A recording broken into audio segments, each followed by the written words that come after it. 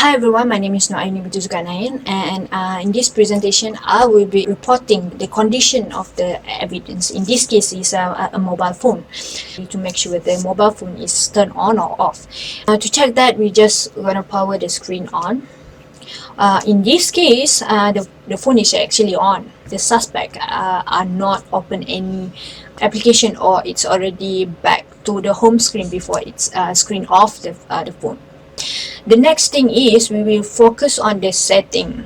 If you can see in the setting, there are only enable the Wi-Fi and the mobile phone, and the service actually is a Celcom. None of others is actually enabled. So the notification that are actually on here is only the ADB over network enabled. Make sure that put it in the airplane mode. The next thing is this is the available application that have inside this. You can see Magis. Magis means it is one of application that help you to root the phone. So they have a possibility that this phone is rooted. We will see it in the setting. We go to setting, and then the first thing first, we will see the security. As you can see, they have no screen lock setting that have been applied here, but they have a fingerprint set up, so we might have a problem if they acquire an encrypted file that using this fingerprint. So the next one is storage. If you can see, the usage of the storage is 32.39 gigs, but the total is 48 because of the internal memory is 32 gigs, and the rest is actually SD card, which is 16 gig. So the next thing that we will go is actually about the phone.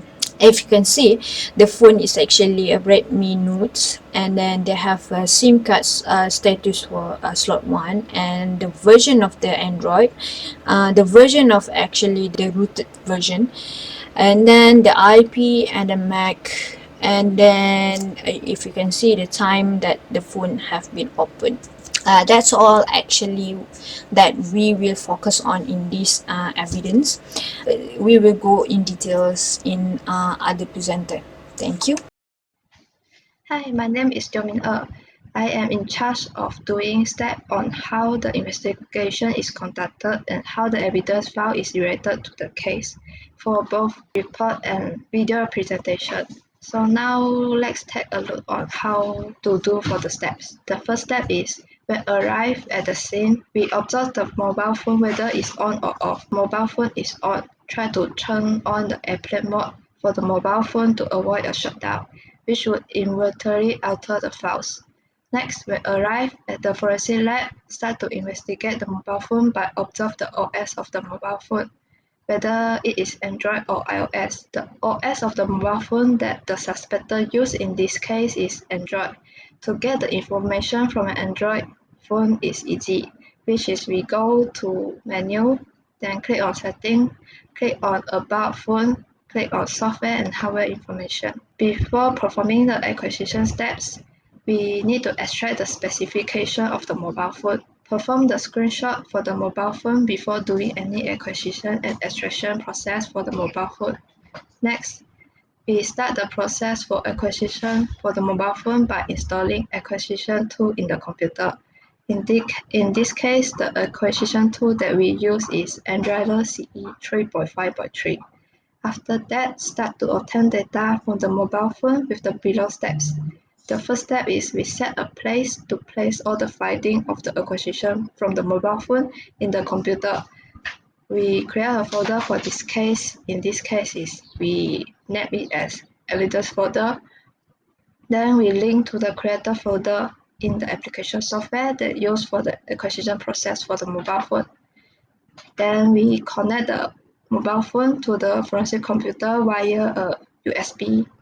Next, we check whether the mobile phone is connected to the application software or not by getting unauthorized devices, then allow the USB debugging in the mobile phone itself and recheck and double confirm it.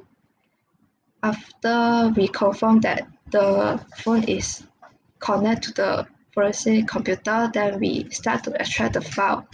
Then check the mobile phone for backup my data and click OK. we open the report.html to review collected evidence and confirm that whether the data are all obtained. Then we export the file size that has been exported from the phone.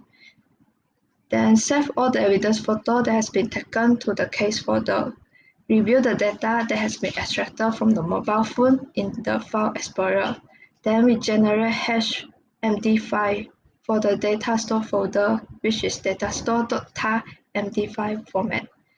Next, we try to find any evidence that are related to the case. Look for what are inside the data folder and try to find evidence. The evidence that we can find out from this case are the photo and the SMS that sent out by the suspected to his friend. Then we need to check the hash value by downloading the hashmy file, then update the folder and run the application. We input the file that want to check, which is the evidence file inside the hashmy file application. Then we compare the hash of the evidence that get before with this latest one. Then what we get is the evidence is not being changed when we're doing anything for the acquisition process. The hash is the same. Lastly, we documented all the findings in the report for further usage. That's all for my part. Thank you.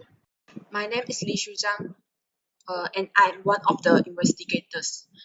In order to generate the report, we have to determine the scope as well as the case required for this investigation, which is identification, preservation, collection, examination, analysis, and presentation. All the relevant information should be collected and to be analyzed. They have several factors that we need to be considered during the investigations. In case of scope creep, this might have several conditions such as our case. We mainly concentrate on suspect that carry out the espionage via WhatsApp. And normally WhatsApp is encrypted. As an investigator, I have to ensure that we have backup plan on extracting the data from WhatsApp. Besides, in case the company will be implementing redundancy in near future, key witnesses might become unavailable. Investigative work plans are essential to the running of an effective internal investigation. Typically, this document identifies source of data. The process for collecting and reviewing said data, which individual will be interviewed, and how and when those interviews will be conducted. In addition, there is some trouble when the data that have to be collected are hard copy documents because they might have the condition of the office may be inaccessible. To prevent this, if the physical collection is possible, make sure it's follow the customized plan and ensure the person in charge has to carry out the renewal in line with predetermined collection protocol. That's all for me. Good day everyone, I'm Bo Jing Jie. My ID is 11712000795. I come from group CSI. So in my part, I will present screenshot and evidence. So all the evidence and the photograph of the case is inside this folder. And the blue folder, the picture has been collected in the skin and digital forensic lab. And all the photo evidence are in the this file 210115XYZ mobile phone. So I open the photo evidence. So you can see all the photo has been collected, the skin and digital forensic lab. First section, all the photo are in the Xiaomi Red Note 3 and the share and the picture and the screenshot. So you can in the section 1 you can see all the picture and this file. So second is the second section is all the photo are in the WhatsApp media, WhatsApp document and send. So the section 2 photo is all in this file. So third in the section 3, all the photo are in the Xiaomi Red Note 3, the WhatsApp mesh and send. Yeah, all the photo is file for the section 3.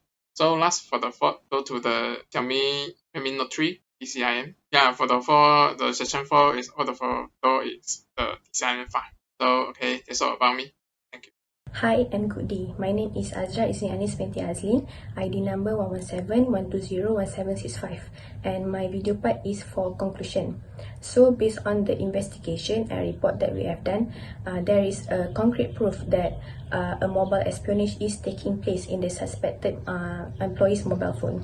It is because by using Enrailer, which is an acquisition tool, we successfully gather, collect, and obtain the data and files from various resources in the mobile phone, such as Gmail, WhatsApp, messages, photos, and also contact logs that show us the conversations and also the photos that the employee itself trying to sabotage the company.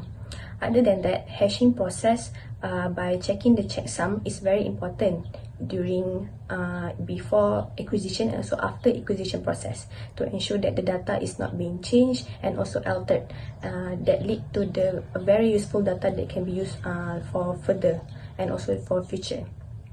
Last but not least, what can we learn from this investigation is the very first step from getting the mobile phone until the documentation process must be done carefully and also in detail so that we won't miss out any proofs that can be used as evidence, and also to avoid us from damage the data that cannot that lead us to cannot use it anymore. That's all from me. Thank you.